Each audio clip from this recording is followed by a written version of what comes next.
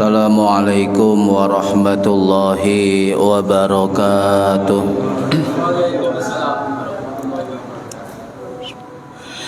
Bismillahirrahmanirrahim. Ila hadrati nabiyil mustafa Muhammad sallallahu alaihi wasallam wa ala alihi wa sahbihi ajma'in. Lahumul Fatihah. A'udzu billahi minasyaitonir rajim. Bismillahirrahmanirrahim. Alhamdulillahi rabbil alamin arrahmanir rahim maliki yaumiddin. Iyyaka na'budu wa iyyaka nasta'in. Ihdinas siratal mustaqim. الذين أنعمت عليهم غير المغضوب عليهم ولا الضالين. رب اغفر لي ولوالدي آمين.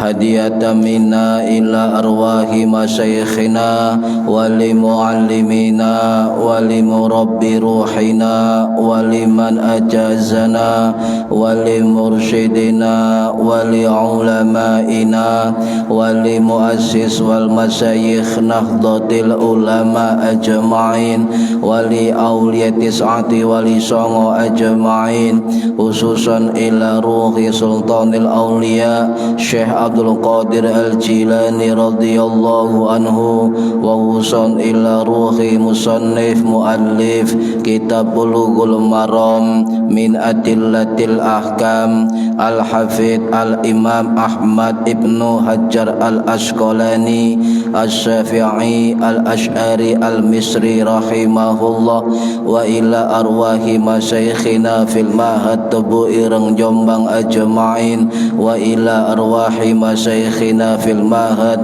Darul Ulum Rejoso Peterongan Jombang ajma'in wa jami'i usulihim wa furu'ihim wa azwajihim wa dhurriyyatihim wa ahli silsilatihim wa muridihim wa muhibbihim wa jam'iyyatihim wal akhidina minhum radhiyallahu anhum.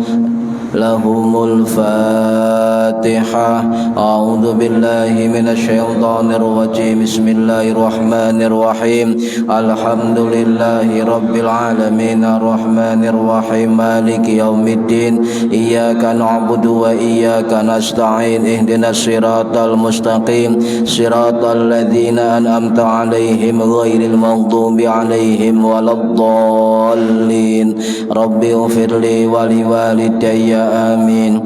Thumma ila abaina wa ummahatina wa jaddatina wa jaddatina wa ila arwahi man fataha hadhil qaryah wa man aqamaha wa li jami'il muslimina wal muslimat wal mu'minina wal mu'minat al ahya'i minhum wal anwat, khususan ila arwahi ahli kubur man hadara fi hadzal majlis ghafarahumullah lahumul Fatihah.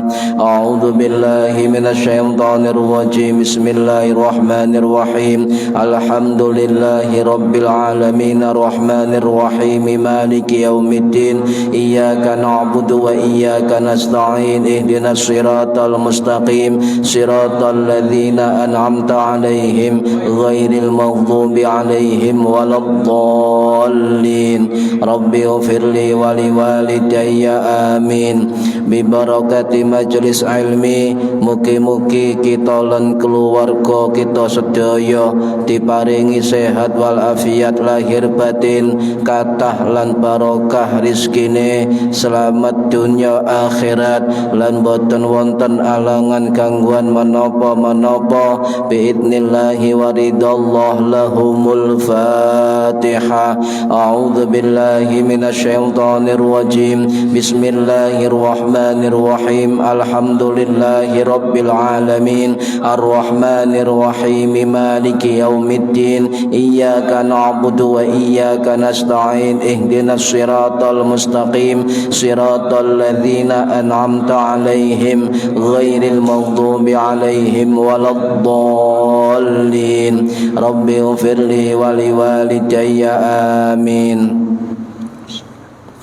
Astaghfirullah Rabbal baraya, astaghfirullah minal khataya, Rabbi zidni ilman nafi'an wa wafiqni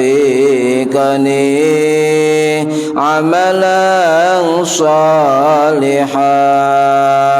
Tambah suwe awak tambah tua, tambah suwe umur tambah sudah, tambah dunya lali sing kuwasa, tambah dosa mlebu neraka.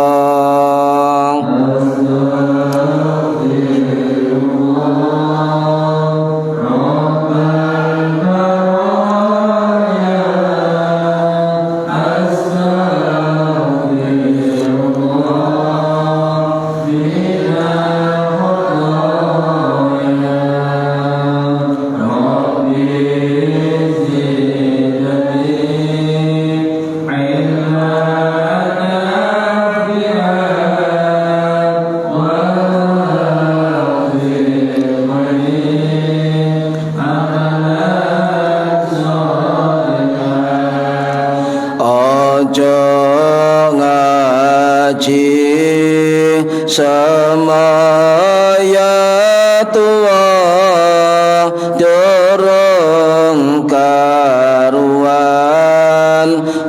umurmu dawa, aja ngaji semaya suke durung suke nyawa wis mulih.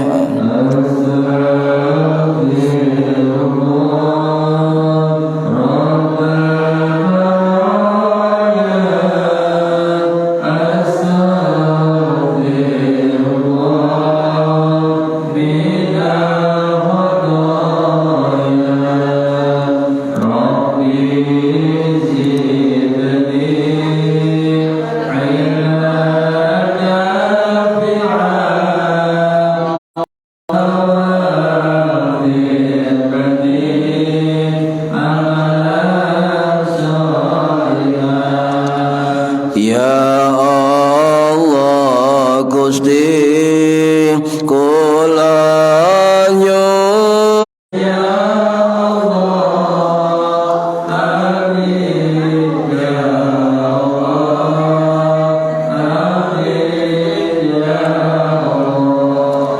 الفاتحة. أعوذ بالله من الشيطان الرجيم. بسم الله الرحمن الرحيم. الحمد عليهم غير المغضوب عليهم ولا الضالين. رب اغفر لي ولوالدي آمين. أعوذ بالله من الشيطان الرجيم. بسم الله الرحمن الرحيم. الحمد لله رب العالمين. اللهم صل وسلم وبارك على سيدنا محمد وعلى آله وصحبه أجمعين. ولا حول ولا قوة إلا بالله العلي العظيم. أما بعد. Ingkang kawula hormati para bapak, para ibu, jamaah pengajian Marum min adillatil ahkam. Mugi-mugi khususnya yang hadir fi hadzal majlis dan umumnya yang mendengarkan atau menonton via online mendapatkan barokah, manfaat, maslahah wa ni'mata wassalamah wassa'iki. Pengajian kitab rutin setiap hari Rabu ba'da Isya. Tempatnya di Musola Nurul Huda, RT 6 RW 2 Kelurahan Indro, Kecamatan Kebomas, Kabupaten Gresik, Jawa Timur. Monggo ini untuk umum. Yang hadir monggo langsung di tempat pengajian. Yang tidak bisa atau uzur bisa mengikuti via online ya di Facebook atau YouTube. Para hadirin rahimakumullah. Meneruskan Rebo kemarin libur ke acara 17 Ramadan, halaman 39 hadis ke 126. Bismillahirrahmanirrahim. Wa an Mu'adz bin Jabalin, lan diriwayatkan saking sahabat Mu'adz bin Jabal radhiya muga-muga ngridani sapa Allahu Gusti Allah anhu marang sahabat Mu'adz bin Jabal, annahu satemene sahabat Mu'adz bin Jabal iku sa'alah takon annabiyya ing Kanjeng Nabi Muhammad sallallahu alaihi wasallam ma yakhilu ing barang kang halal apa mah lirrajuli keduwe wong lanang minim ro'atihi saking bojo wadone wong lanang wahiyalan hale utawi wong wadon iku haidun nujuhat. Faqala mongko jawab sapa Kanjeng Nabi ma fauqal izari yaiku kang ana ndukure sarung. Rawahu cerita ing hadis sapa Abu Dawud, Imam Abu Dawud rahimahullah, wa dha'afahu lan milang dhaif sapa Imam Abu Dawud ing hadis ke 127. Wa an Ummi Salamata, dan diriwayatkan saking Ummul Mukminin Ummu Salamah radhiya muga-muga ngridani sapa Allahu Gusti Allah anha marang ibu Ummu Salamah. Qalat ngendika sapa Ummu Salamah, kanatin nufasai ana sapa wong wadon sing nifas iku takaudu tenguk-tenguk ala ahdin nabiyyi ing atase zamane Kanjeng Nabi Muhammad sallallahu alaihi wasallam ba'da nifasiha sa'wuse wong wadon nifas arba'ina ing dalem yauman ing dalem 40 dina. Rawahu cerita ing hadis sapa al-khamsatu imam 5 illan Nasaiya kejaba Imam Nasai rahimahullah. Wal lafdhu lan utawi lafadz hadis iku li Abi Dawud kaduwe Imam Abu Dawud rahimahullah. Wa fi lafdhin lan ing dalam sisi lafadz lahu kaduwe Imam Abu Dawud rahimahullah walam ya'murha utawi lafat walam ya'murha lan ora merintah ing nufasa wong nifas sapa annabiyyu Kanjeng Nabi Muhammad sallallahu alaihi wasallam bi qadai sholati kelawan ngodoi salat an nifasi sakjroning masa nifas wa sahahahu lan milang sahih hadis sapa Hakimu Imam Hakim rahimahullah. Para hadirin ingkang minulya inggih rong hadis tuntas bab haid nggih. Minjing Rebu minjing kita masuk bab yang baru yaitu kitabus salat babul mawaqit, kitab tentang salat. Hadis niki hadis 126 niku menerangkan tentang bagaimana cara halalnya suami menggauli istri ketika istrinya sedang haid, sedang haid atau nifas. Bagaimana caranya? Di situ ada riwayat salah satu sahabat Kanjeng Nabi Muhammad sallallahu alaihi wasallam ingkang nami sahabat Mu'ad bin Jabal Al-Ansari Al-Khadraji, atau kalau dalam dunia ilmu hadis beliau ada julukan Abu Abdurrahman, Abu Abdurrahman atau sahabat Mu'ad bin Jabal. Beliau termasuk kelompok sahabat as-sabiqunal awwalun atau kelompok orang-orang yang pertama-tama masuk Islam, dan beliau wafat pada tahun 639 Masehi di Suriah ketika terjadi wabah pandemi. Jadi ono sahabat Kanjeng Nabi niku wafat karena kena wabah pandemi. Ini ulama ahli hadis sahabat Kanjeng Nabi ya kena Covid cara sakniki. Lah sampean duduk ulama, duduk ahli hadis, duduk kiai, duduk wong alim, mentang-mentang nantang Covid zaman sakmono rumiyin. Niki. Jadi ayo nggawe ilmu nggih. Jadi untuk menghadapi situasi niku luwih aman damel ilmu. Para hadirin rahimakumullah, kelompok as-sabiqunal awwalun itu terdiri dua golongan.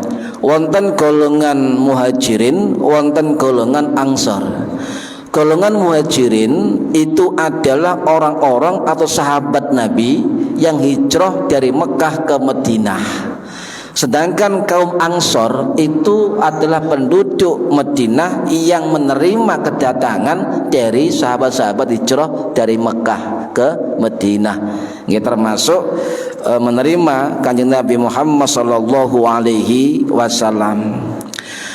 As-sabiqun awwalun niki mboten kathah nggih kelompoknya, jumlahnya. Wonten sing ngarani kelompok as-sabiqun awwalun niku jumlahe 70. Ono sebagian ulama mengadakan jumlahe mek 40. Wallahu a'lam. Ketika Nabi angsal wahyu dan Gua Hira nggih pada tahun 610 Masehi niku dakwah beliau sirriyah, sembunyi gerliyah untuk keluarganya, untuk orang-orang dekatnya, untuk sahabat-sahabatnya niku didekati untuk menerima Islam. Jadi dakwah sembunyi. Dan orang yang pertama masuk Islam itu perempuan yang bernama Sayyidah Khadijah binti Khuwailid radhiyallahu anha sing wafat tahun 619 Masehi di Ma'la Mekah. Sinten bojone Kanjeng Nabi. Jadi wong sing percaya Kanjeng Nabi, wong sing masuk Islam pertama kali adalah perempuan bojone Kanjeng Nabi. Kemudian Kanjeng Nabi mendekati yang lain, mendekati sahabat-sahabat beliau, mendekati budak-budak, mendekati keluarga-keluarga dan sebagainya. Akhirnya beberapa orang masuk Islam, terutama dari kalangan sahabat beliau yaitu sahabat Abu Bakar As-Siddiq radhiyallahu an, kemudian masuk Islam, yang wafat tahun 634 Masehi di Masjid Nabawi. Kemudian masuk Islam lagi anak-anak, dari golongan anak-anak seumur 10 tahun sudah masuk Islam. Sinten? Sayyidina Ali bin Abi Thalib karamallahu wajhah, sing wafat tahun 661 Masehi di Kufah, Irak. Wonten malih kalangan ibu-ibu rumah tangga sing namine Ummu Aiman radhiyallahu anha juga masuk Islam. Di kalangan budak wonten Zaid bin Harisah radhiyallahu an, nggih, sing wafat tahun 667 Masehi, 625 Masehi. Beliau syahid di perang Mu'tah dan sebagainya. Termasuk sahabat Bilal bin Abi Rabbah Al-Habasyi radhiyallahu an, sing wafat tahun 684 Masehi di Damaskus, Suriah. Termasuk sahabat Yasar bin Amir, sahabat perempuan Sumayyah binti Khayyat, dan lain sebagainya. Lah kemudian orang-orang ashabiqun al-awwalun ini itu ndak diam, Bu, nggak meneng, bergerak mereka. Bergerak. Jadi kalau kita berjuang niku ojo meneng. Wis mari dadi pengurus meneng. Gak bergerak, harus bergerak. Nggih. Contoh jenengan didadekno pengurus, kemudian gak gelem ngurusi, akhir dadi urusane wong akeh. Niki lek merasa mampu boleh. Contoh ana suatu kelembagaan organisasi, jenengan merasa mampu maka boleh mengajukan diri, boleh. Kata siapa enggak boleh? Boleh. Atau ditunjuk orang lain untuk masuk, tapi kalau tidak pas dengan perannya boleh ditolak, ya. Mencari peran-peran yang lain. Pokoknya bergerak, ya. Bergerak. Sing penting nopo? Al-harakah. Pergerakan niki harus jalan, hasilnya nopo jari Gusti Allah. Niku Pak, jok kuwatir, nggih. Sapa sing bergerak maka akan mendapatkan hasil. Itu pasti mendapatkan hasil. Para hadirin rahimakumullah. Lah Nabi niki sami ketika mendapatkan wahyu surah Al-Mudaththir ayat 1 sampai 7. Bismillahirrahmanirrahim. Ya ayyuhal mudaththir, wahai orang-orang yang berselimut, qum fa'anzir, bangunlah maka berilah peringatan, ya, bangun maka berilah peringatan, wa rabbuka fakabbir, dan agungkanlah Tuhanmu. Jadi Allah niki menyuruh Kanjeng Nabi untuk bergerak. Kum, maka berdirilah.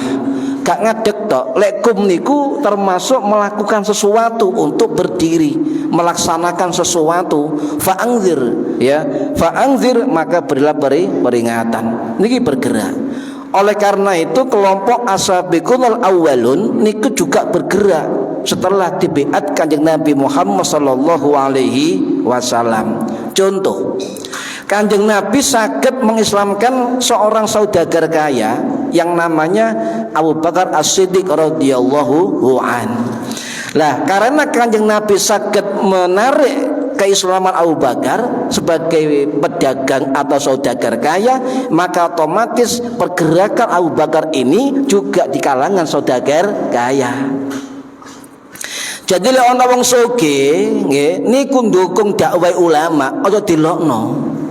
Kanjeng Nabi niku kanca sugih-sugih, sampeyan tingali niku sing biayai perjuangan Kanjeng Nabi. Wonten Abu Bakar As-Siddiq, wonten Abdurrahman bin Auf, wonten Thalha Ubaidillah, Zubair bin Awam, macam-macam sugih. Lah ana wong sugih melok kiai atau kiai concon wong sugih, difitnah, suudon, senengane wong sugih-sugih. Lho, cek niku Pak, napa? Cek dakwah jalan. Salah satu contoh wong sugih zamane Habib Abu Bakar As-Saggaf rahimahullah. Niku wonten wong sugih ten Kramat Inggil namine Kiai Zainuddin dan Kiai Nur Rahmat, nggih, punyai Khadijah. keluarga besar ini ternyata adalah mendukung penuh dakwah dari Habib Abu Bakar As-Segaf. Wong sugih nggih. Boleh ya. Insyaallah nggih niku sedekah di jalan Allah niki nggih. Lah Abu Bakar As-Siddiq niki akhirnya bergerak, Pak. Bergerak berdakwah, akhirnya mampu menarik Utsman bin Affan, saudagar yang kaya di Quraisy. Ditarik masuk Islam. Wonten malih beliau mampu mengislamkan Zubair bin Awam. Beliau juga mampu mengislamkan Abdurrahman bin Auf, Sa'ad bin Abi Waqqas radhiyallahu an, juga mengislamkan Talha bin Ubaidillah radhiyallahu an dan sebagainya. Jadi bergerak sing arek cilik bergerak nak arek cilik, wong sugih bergerak nak wong sugih, wong pinter bergerak nak wong pinter, ngoten. Niku pergerakan, Pak. Pergerakan. Jangan diam, nggih. Lek sampean diam kaya banyu gak mili. Paham nggih? Coba sampean tingali banyu gak mili, Pak. Butek napa bening? Bu. Banyu lek gak mili, pancet gak mili, suwe-suwe bening apa butek? Wis butek mambu. Sami kali wong duwe potensi, duwe ilmu, duwe potensi, duwe kekayaan, lek gak digunakan bergerak di jalan Allah, maka potensinya, ilmunya, hartanya akan butek. Tapi banyu ngalir, ngalir terus, insya Allah jadi bening. Nggih, niki contoh mawon. Jadi lan duwe ilmu, duwe potensi napa mawon, ojo meneng engko dadi banyu butek. Butek ambu pasti nggih, banyu butek ambu. Lah aku gak iso apa-apa, Pak. Aku gak duwe ilmu, aku gak duwe potensi. Saged sampean tenaga, monggo tenaga digono bergerak. Nggih. Gak duwe tenaga, Pak, gak duwe arta, gak duwe apa. Ayo atine dikendungo. Paham nggih? Kendungo ndongakno wong-wong sing berjuang di jalan Gusti Allah. Ojo meneng, saestu ojo meneng. Saestu niki guru kula dawuh ngoten. Jadi lek ana wong bergerak, ana wong delok berjuang, ana wong istiqomah, ana wong gelem nang kaapian, ana wong gelem berjuang, masih sampean gak iso ngewangi ilmu gak duwe, ngewangi dunya gak duwe, tenaga ya wis tuwa, maka hati sampean jangan diam, gunakan untuk mendoakan mereka yang berjuang di jalane Gusti Allah. Paham nggih? Ya Allah, moga-moga kula niki ya Allah wis tuwa utawa leloron, gak iso ngewangi apa-apa, kula namung ndonga jenengan ya Allah, mugi-mugi wong-wong sing berjuang niku sedaya diberi kesehatan lahir batin dan sebagainya. Ati digawe bergerak, ojo meneng. Lek ati jarang ndonga, ati jarang njaluk nang Gusti Allah, dadi butek. Atos isine suudon untuk atine ya.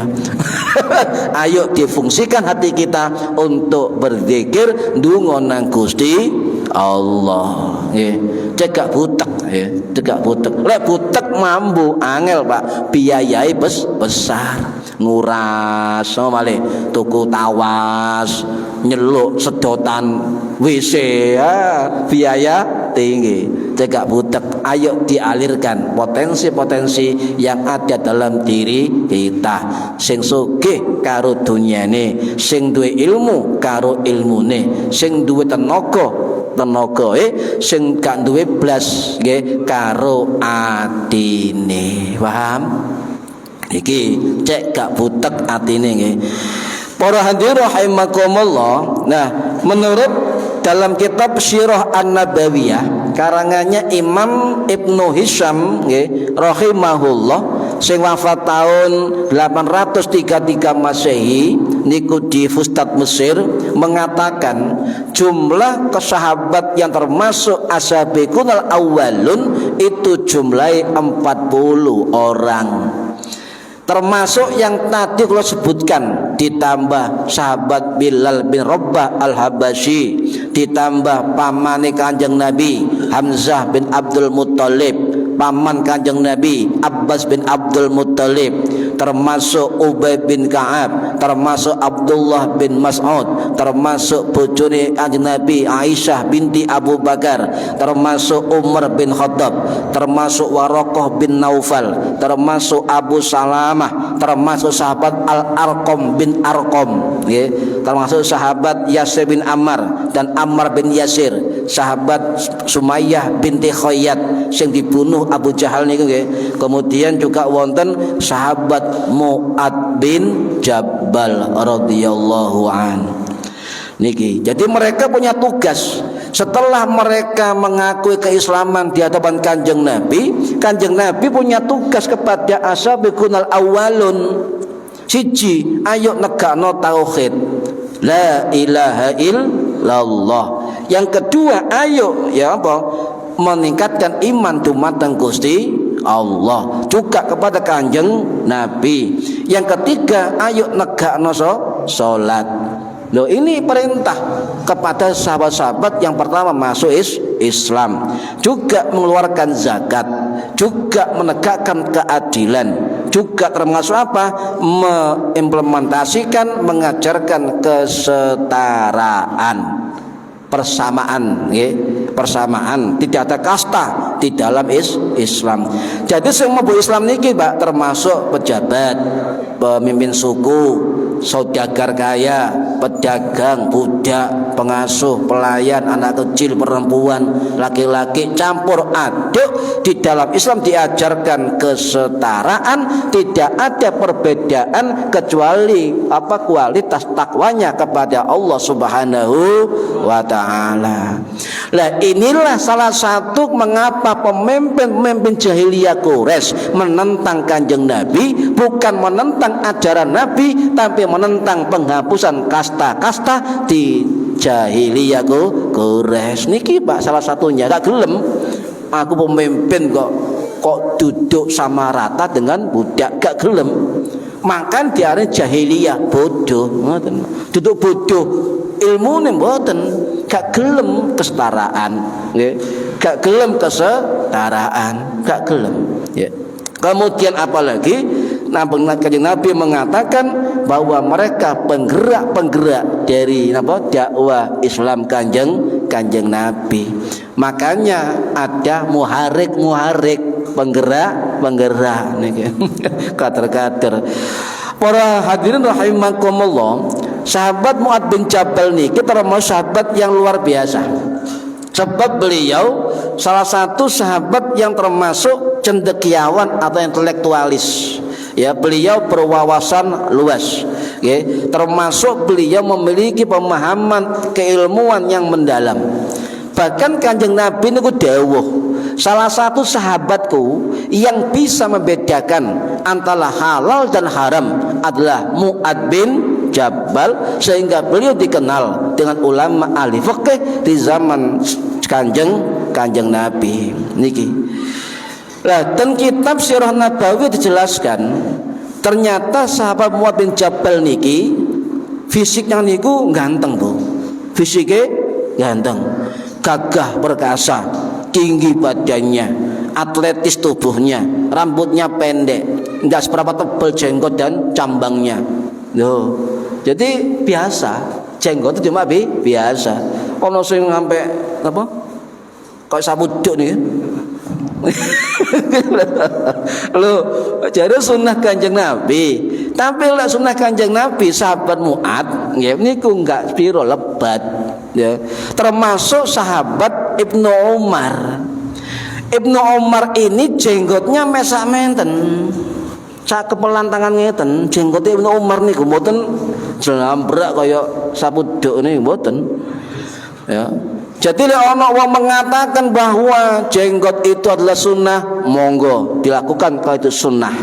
Ono sing katakan itu adalah tradisi orang Arab, monggo gak jenggoten. Niku mawon sekedar pilihan. Ya. Niki. Nah, jenggot ini termasuk sunnah Nabi, diambil sunnah Nabi. Sadurunge Nabi lahir wong Arab wis jenggoten. Berarti apa? Sebagai ulama mengatakan jenggot ini meskipun sunnah Kanjeng Nabi tetapi tradisi yang diambil kebaikan oleh Kanjeng Nabi. Jadi sampai gak jenggoten gak apa-apa, jenggoten yo gak apa-apa. Tapi lek ngarani kudu jenggote sak meter, maka lihatlah Mu'ad bin Jabal, lihatlah Ibnu Umar, mereka juga sahabat Kanjeng Nabi. Paham ya? Namanya jadi dibujuki wong sakmene sunah. Wah, jambrai. Terus apa? Iki kodeke sakmene. Nah, akhirnya ini gak ketok. Rupet jenggot kabeh. Niku wonten sahabat, Pak. Sahabat niki nggih lucu. Dadi kate jenggoten yo gak metu jenggote, ya. Kate rambut yo gak metu rambuté.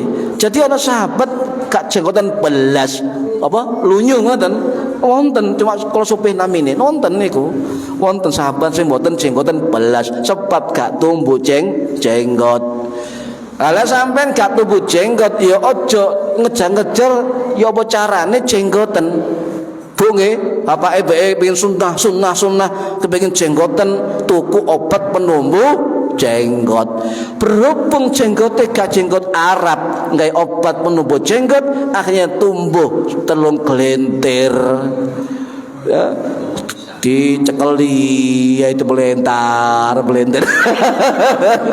Ya Allah, masih gak jenggoten lho Pak, Masya Allah nih. Timbang tuku obat penumbuh jenggot, ya jenggote gak tumbuh jenggot, mek tumbuh petang gelentir. Ya Allah nih, lucu nih. Wes, niku ikhtilaf ulama lah. Jangan kemudian sampeyan mewajibkan sesuatu yang sunnah. Kalau baleni, jangan mewajibkan sesuatu yang sunnah, itu keliru.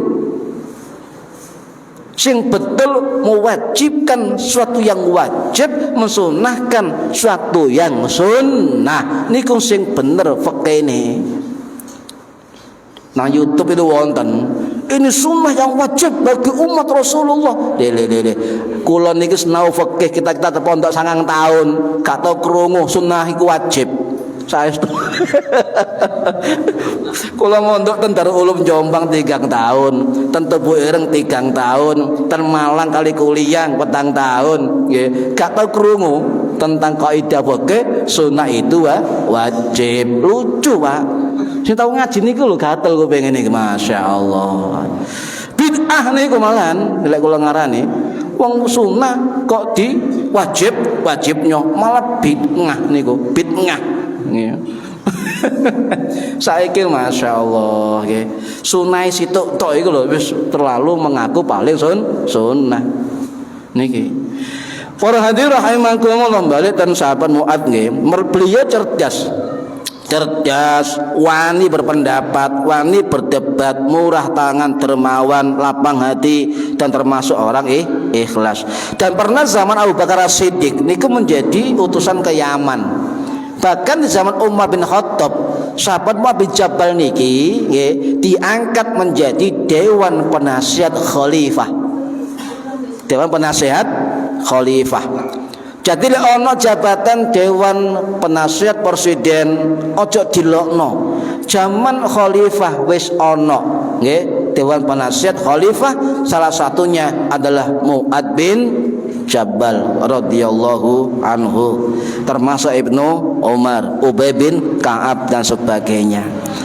Para hadirin rahimakumullah, nggih, salah satu wasiat Rasul, ya Rasulullah sallallahu alaihi wasallam kepada sahabat Mu'ad bin Jabal niku wonten nggih. Niki termasuk napa riwayat Imam Ahmad bin Hambal rahimahullah sing wafat tahun 855 Masehi di Baghdad, juga termasuk riwayat Imam An-Nasa'i rahimahullah sing wafat tahun 915 Masehi di Mekah. Jadi kuburane Imam Nasa'i niki sebagian ulama niku mengatakan wonten di tengah-tengah antara Safa dan Marwah di Masjidil Haram. Nggih. Lah kuburane Said Abdullah bin Abdul Muthalib bapak kanjeng Nabi nggih niku tertutup napa niki? Ubin. Masjid Nabawi. Hati-hati. Pokoknya ono pintu gate ya, pintu gate bagi ke arah duduk masjid bagi ke arah halaman Masjid Nabawi, ono askar. Pintu niku masuk pintu sing Joko. Sebab dari pintu niku kacek 5 tekel sebelah kanan Ciro Lupatmo niku kuburnya Said Abdullah bapak Kanjeng Nabi. Sampeyan takon wong mukim pun semurus sedaya pun masyhur niku. Di Joko askar niku. Lawange ono makam baki ono askare iku bre. Sampeyan mandek ngono diseneni. Harum ngene. Pun. Nah, napa wasiat Kanjeng Nabi ten Muadzin Jabal ya, niki hadis sanad sahih nggih. Usika ya Muad, saya berwasiat padamu wahai Muad, la tad'anna fi duburi salatin. Jangan tinggalkan di akhir salatmu apa? Membaca doa. Allahumma a'inni ala dzikrika wa syukrika wa husni ibadatika. Ya Allah, aku minta pertolonganmu agar bisa beribadah kepadamu, agar bisa bersyukur kepadamu, agar bisa beribadah sebaik-baiknya kepadamu. Nanti jaluk telu Pak, jaluk pertolongannya Allah, isok zikir nang Gusti Allah, jaluk tolong Gusti Allah, isok bersyukur nang Gusti Allah, jaluk tolong Gusti Allah supaya ibadah apik nang Gusti Allah. Ini doa yang sering dipakai doa setelah sholat. Oh ternyata doa itu wasiatnya Rasulullah kepada sahabat Muad bin Jabal radhiyallahu an. Niki donga niki terus guru kula ngeten nggih. Donga niki ternyata ibadah yang kita lakukan termasuk zikir kita, termasuk ngaji-ngaji kita, termasuk apapun kebaikan kita, bukan kita yang dari kita sendiri, bukan. Itu semua adalah karunia Gusti Allah. Kalau sombong, aku iki dadi ngene, aku dadi ngene. Itu semua karunia Gusti Allah. Bukan sampeyan istiqomah salat ya dan sebagainya, tetapi hati sampeyan diberi kekuatan taufik oleh Allah untuk melakukan istiqomah. Itu yang paling penting ya. Mboten kemudian sampeyan ahli ibadah, ahli wirid, ahli salat bengi dan sebagainya, iki aku kok tidak boleh Pak. Ada anggapan kebaikan saya, istiqomah saya iku karunai Gusti Allah. Ngoten, harus ngoten. Cegah ana sifat sombong nggih. Niku para hadirin rahimakumullah. Pun masuk hadis nggih. Hadis 126. Ini niki wonten juga riwayat dari sahabat Hakim bin Haram radhiyallahu an, ponakane Ibu Khadijah niku wonten nggih sahabat Hakim bin Haram. Ya Muad ya, ya Muad. Annahu sa'alan nabiyya, sahabat Muad niki bertanya dumateng Kanjeng Nabi tentang mayakhillu lirrajuli wa min imraatihi wa huwa haidun.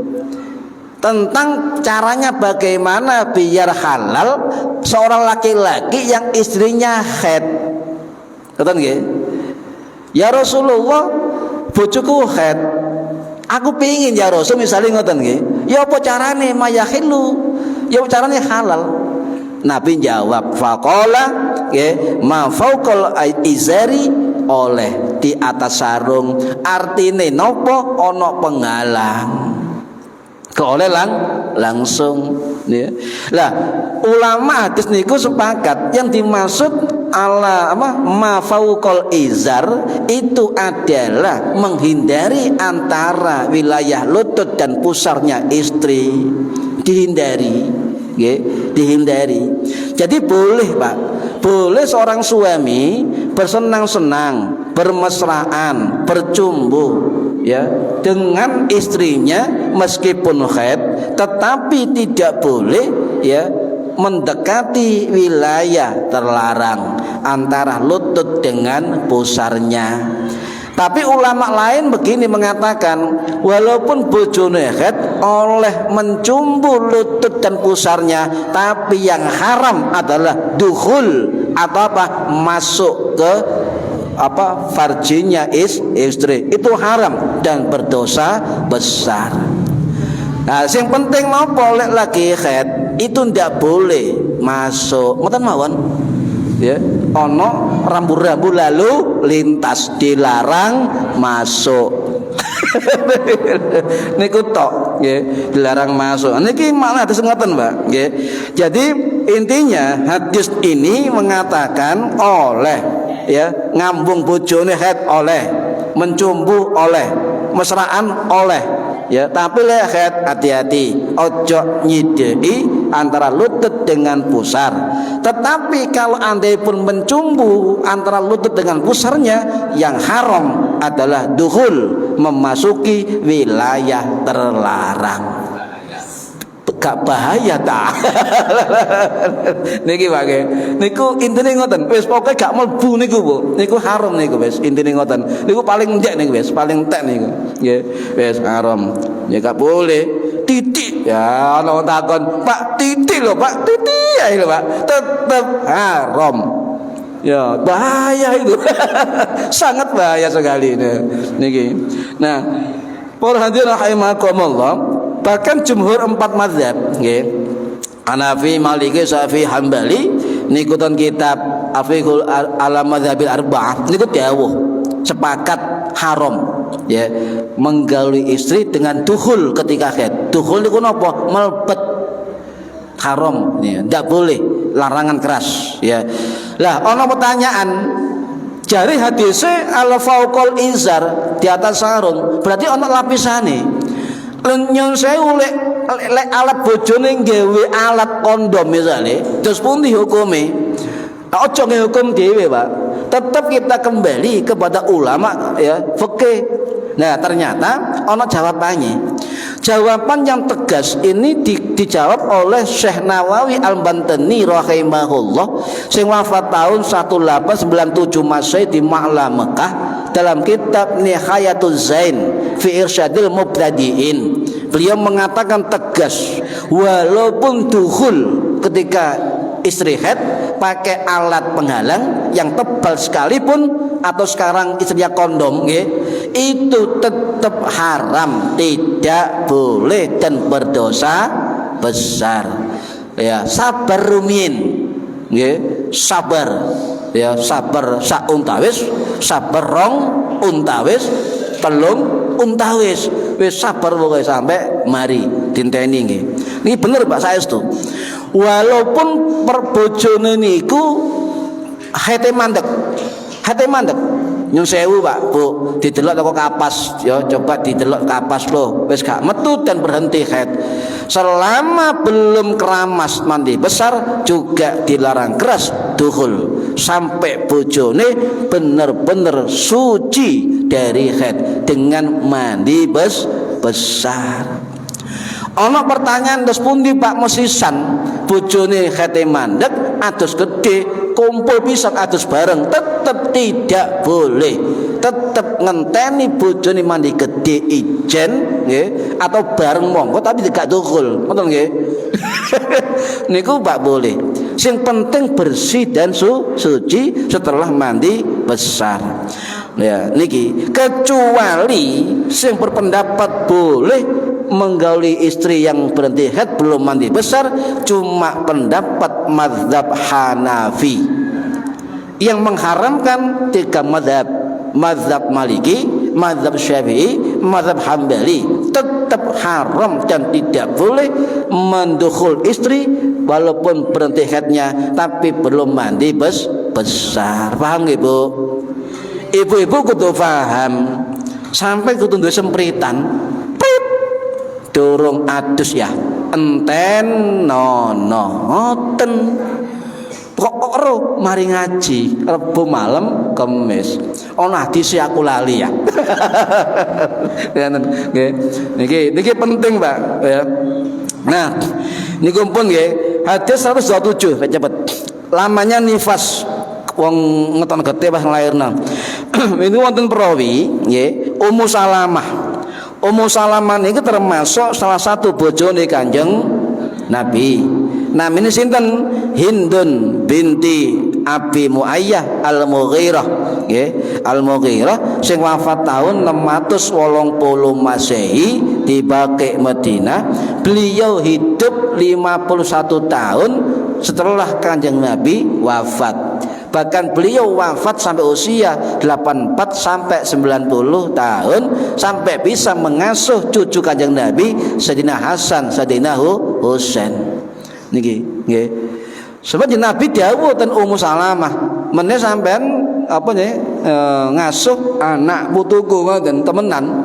Jadi sampai pada bisa mengasuh Hasan Husain dan juga cucunya dari Sayyidina Ali, anak Hasan Husain niku dimong kali Ummu Salamah. Nah, para hadirin rahimakumullah, Ummu Salamah niki nyun sewu Bu, ayu. Kita ngoten, jamilatun jiddatun, ayu teman. Bahkan ketika Nabi mau nikah dengan Ummu Salamah, Ibu Aisyah niki cemburu. Mosok sih padha wedoke nggih Bu, wajar nggih. Mosok sih ayune sapa ya ayune diintip teko adoh maksudnya wajahe. Iya, ayu temenan. Niki Ibu Aisyah. Nah, kemudian suaminya yang pertama wafat syahid di perang Uhud namanya Abu Salamah nggih, Ibnu Asad nggih, Abdullah bin Al-Asad niku wafat di perang Uhud ya 629 Masehi jadi rondo. Setelah masa iddah nggih 4 bulan 10 hari niku masa iddah selesai, sahabat Nabi royokan ngelamar Ummu Salamah. Anake papat padahal. Anake papat. Diroyok kali sahabat Nabi, termasuk sing ngelamar Abu Bakar As-Siddiq, termasuk Umar bin Khattab, termasuk sahabat yang lain. Royokan ngelamar Ummu Salamah.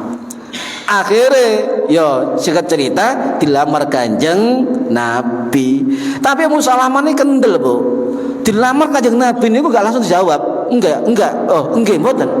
Aku duwe syarat. Oh, kendel.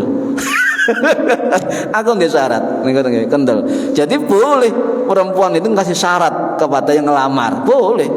Aku gelem dilamar tapi cendak boleh niku syarat dunya gak oleh. Mosok aku ngelamar sampean oke tapi syaratnya mercy situ. Ya, wis akeh-akeh lah secukupnya. Yo omah situ cukup. Mobil situ cukup. Secukupnya jadi. Ndak boleh tentunya. Niki nggih. Nah, singkat cerita kawin Kanjeng Nabi di bulan Syawal. Nggih, bulan Syawal. Kanthi anak papat. Ya, dari suami yang pertama.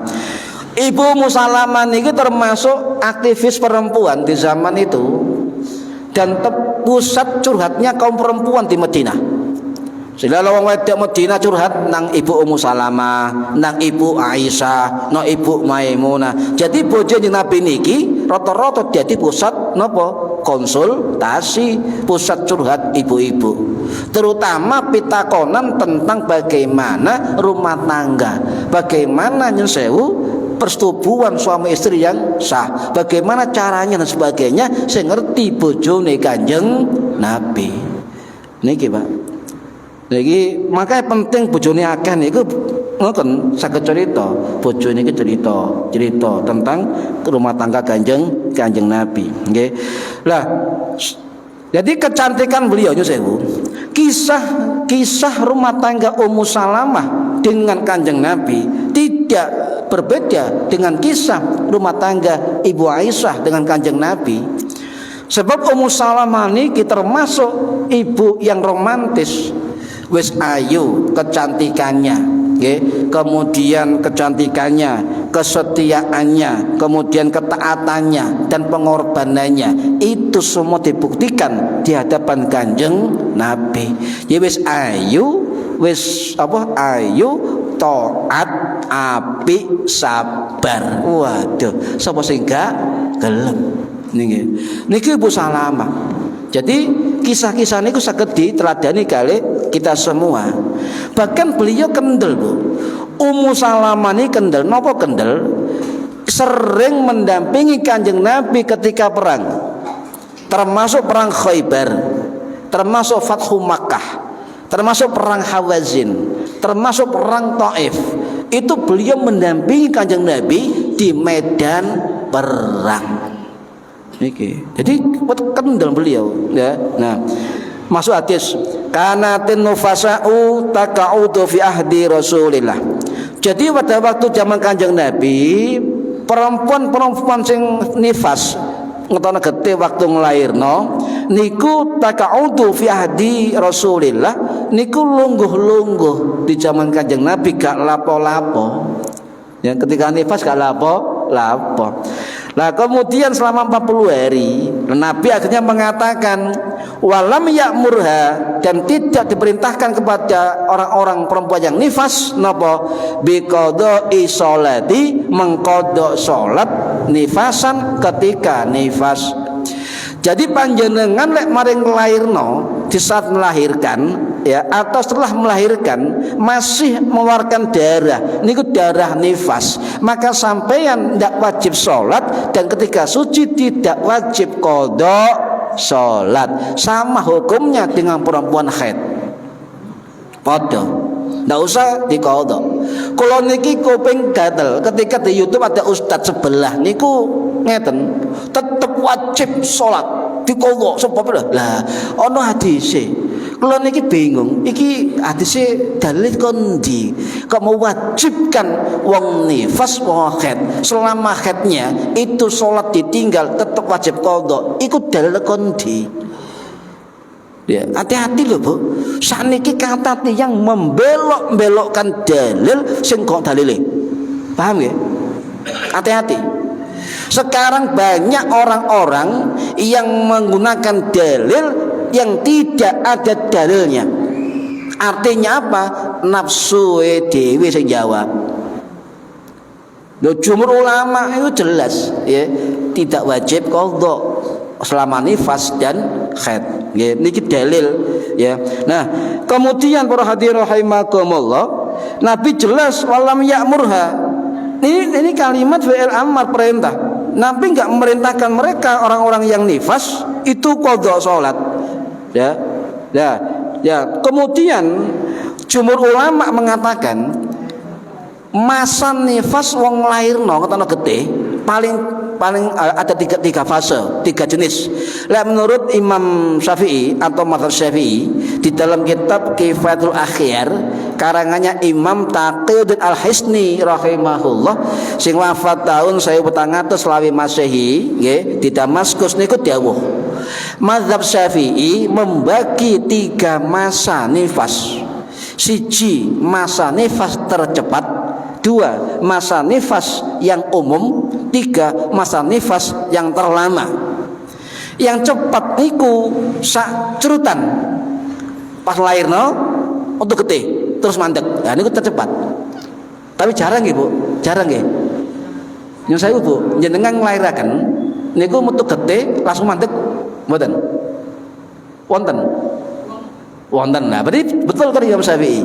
Yang kedua, masa umum. Napa? Masa wa ghalibuhu arba'una yauman.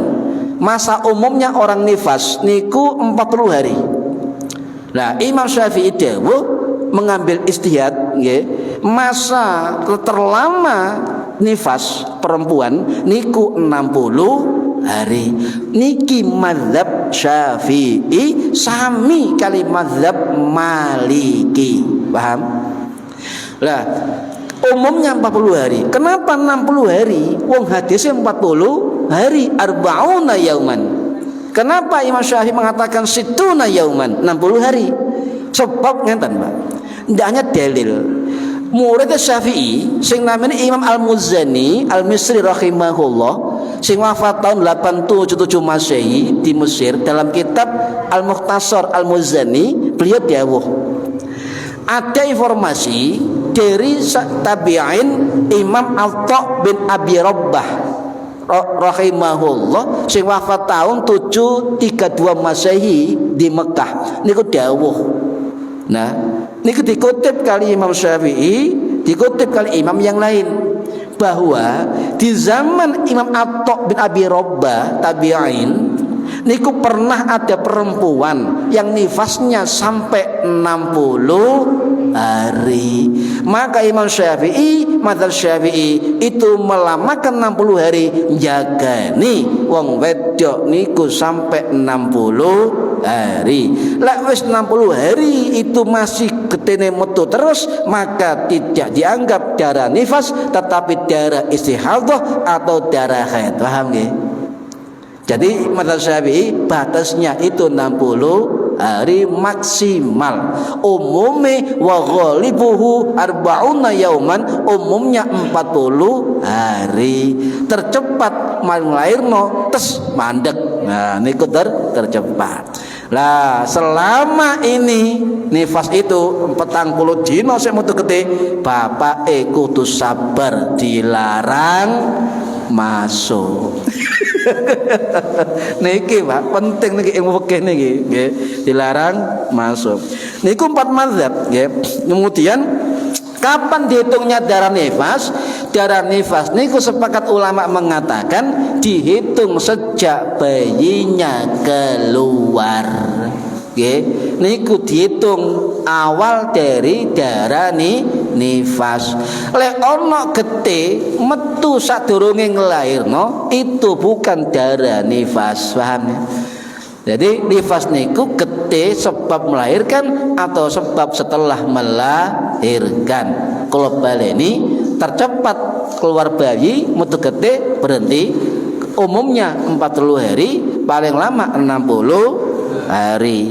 Nah ini pendapat mazhab Syafi'i, pendapat mazhab Maliki 60 hari. Sedangkan mazhab Hanafi, mazhab Hambali niku ngampe maksimal 40 hari. Paham nggih? Ya, kita mazhab Syafi'i itu ngambil pendapat maksimal terpanjang nifas seorang perempuan melahirkan adalah 60 hari. Nggih. Niki. Para hadirin rahimakumullah, wong nifas mareng lairno tetep kaya wong haid, Bu. Dilarang siji salat, dilarang napa? Poso, dilarang maca Quran, dilarang jempok atau nggawa Al-Qur'an, dilarang tawaf, dilarang masuk masjid dengan sengaja atau kecuali ada hajat ya. Kemudian dilarang berjima.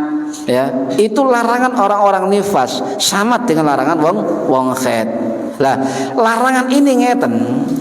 Apakah selama nifas perempuan itu ketika suci apakah mengqadha salat yang ditinggalkan? Kan ngeten. Nggih. Lah, pendapat yang benar tidak wajib mengqadha salat. Paham nggih? Karena Nabi Dewo nifasan ya, walam ya'murha biqadha'i sholati nifasan. Nabi memerintahkan, ini perintah lho niki. Nabi merintahno wong sing nifas di Madinah ya, tidak mengqadha salat selama masa nifas, tidak wajib. Paham? Tidak wajib nggih. Kecuali ya niki nggih. Kecuali panjenengan ketika nifas niku meninggalkan ketika waktu sholat belum sholat. Misalnya wayang lairno jam pira? Mlebu nang bidan jam 10, nggih. Kemudian lairno jam 2:30. Berarti ana waktu zuhur. Maka ini berlaku sampai ketika suci dari nifas di qadha zuhur. Paham nggih? Bukan selama nifas ndak, cuma yang ditinggalkan. Yang kedua, lek sampean suci ya haid atau nifas, ketika waktu sholat tiba atau waktu sholat itu segera mandi besar dan sholat ada. Sholat si ono waktu nih. Contoh, jenengan suci haid atau nifas jam 5 nggih, sore. Adzane maghrib jam 5:30. Si ono waktu sholat asar. Paham nggih? Kesampaian segera sholat, segera mandi besar, kemudian sholat. Apakah kanjeng Nabi? Para ulama juga mengatakan meskipun sampeyan mek ngumani takbiratul ihram kemudian azan maghrib tetap lanjutkan, sebab sampeyan dikatakan sik ngumani sholat asar untuk orang haid dan nifas. Paham Bu? Nah, Yang ketiga, lek sampeyan suci ketika waktu zuhur, maka sampeyan ndak usah mengqadha asar, sebab asar durung teko wayahe. Tapi lek sampeyan sucine itu waktu asar kemudian zuhur ini adalah bisa jamak dengan asar, maka sampeyan selain sholat asar juga qadha sholat zuhur. Niki mazhab Syafi'i. Jadi anake wedok bojone dikandani, "Nak, sampean suci tang jam piro?" "Jam 4 ya, asar." Berarti sampean ya qadha dhuhur. Paham nggih? Sami kali suci Isya. Isya, nak sampean suci jam piro? Jam 8 bengi ya. Sampean wajib Isya ya qadha maghrib. Niku mazhab Syafi'i. Paham, Bu? Jadi sing wajib qadha mboten selama nifas tinggalkan mboten, cuma waktu sholat yang ditinggal ketika awal haid dan nifas, dan juga jatuh sucinya ketika masuk sholat. Ya, niki penting niki diterangno ya, akhirnya al ngawuru at-ta'awur niki at-ta'awur. Nah, terakhir para hadir rahimakumullah, ya, tolong Pak jaga salat sampeyan nggih saestu. Jaga salat sampeyan. Jaga salat sampeyan, sebab besok di hari kiamat, ya, amal yang dipertanyakan Allah kepada kita adalah salat kita. Di kuburan juga sama, salat kita yang dipertanyakan. Ya, makanya kita menjaga salat, ya, jaga salat. Para ulama mengatakan, wong lek gak sembahyang tahun-tahunan, utawa mulai cilik sampai tua gak sholat, hati-hati, sebab tidak ada kafarah, la kafarah ta'ala, tidak ada tebusan baginya. Hati-hati, sebab kata ulama, berarti orang itu punya hutang nang Gusti Allah. Diutang nang Gusti Allah. Lain diutang kudu di apa, Bu? Disaur. Maka ulama beda pendapat. Wong lek kata sembahyang mulai cilik sampai tuwek belas, ya, apa wajib qadha, apa gak wajib qadha? Dua pendapat. Ulama pertama mengatakan tidak wajib qadha. Tapi mazhab Syafi'i mengatakan tetap wajib qadha saelinge. Contoh, aku gak sembahyang kurang lebih 20 tahun. Nggih, misale 20 tahun gak sholat balas, 20 tahun 305 ping 5 kali 20 tahun diqadha. Duh, gak mampu ya gak mampu. Lek mazhab Hanafi enak sampean ngevidiah mut beres. Mazhab Syafi'i mboten, tetep wajib qadha. Nah, cara nih, ya, ulama kita mengatakan dihitung qadhanya berapa sholatnya. Misalnya aku diutang 5.000 sholat, 5.000 sholat. Misalnya Pak, lah setiap hari ono carane mengqadha. Ya, menurut guru kita, ya, mengqadha setiap hari 2 hari sholat. Cara pertama, jadi sehari sampean qadha sholat sampean biyen orang dina ditinggal 1 hari, besok 2 hari 1 hari, terus kena sampai habis. Waduh, capek Pak, salahe dhewe. Lawan diutang Gusti Allah nih kan. Niki. Atau yang kedua, ulama mengatakan nggih, sakarepe. Nah, nggih, sakarepe tinggal semampunya. Kalau yakin sudah selesai, ya Allah, aku wis, guru kula ngeten men. Lek wong wis qadha salat, misale 5.000 salat, tutuk 2.000 wis capek. Pasrah, nyerah bendera putih. Ya Allah, capek ya Allah.